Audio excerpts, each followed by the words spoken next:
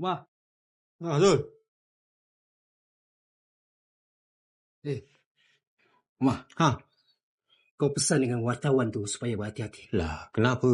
Apa dia buat? Kau cakap dekat dia, kalau dia masih nak teruskan siasat dekat kampung ni, dia akan terima padah. Aku tak nak apa-apa terjadi dekat dia. Zul, boleh tak kau yang kerja dengan Long tu lagi? Aku kerja apa, aku kerja dengan siapa, itu hal aku, bukan hal kau. Sekarang ni, aku cuma nak ingatkan kau, bagi tahu dengan kawan perempuan kau tu. Kau cakap dengan perempuan tu, keluar daripada kampung ni sebelum apa-apa terjadi dekat dia.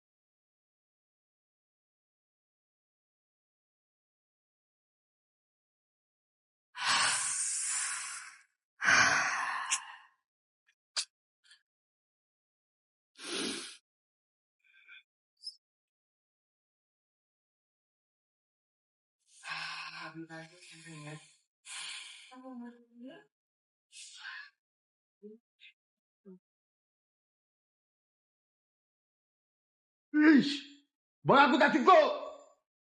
Dah kena ambil. Siapa ambil ni? Apa yang tak cukup je satu? Siang tadi ada 2 orang budak datang ambil sekotak. Lepas tu ada orang dari Ipoh ambil 5 kotak. 6 kotak tu je. Bukan. Sekarang ni barang aku tak cukup. Ada orang dah ambil.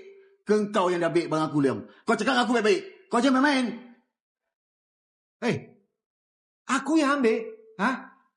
Ini gudang aku, ini tempat aku, tahu tak? Kau jangan tuduh aku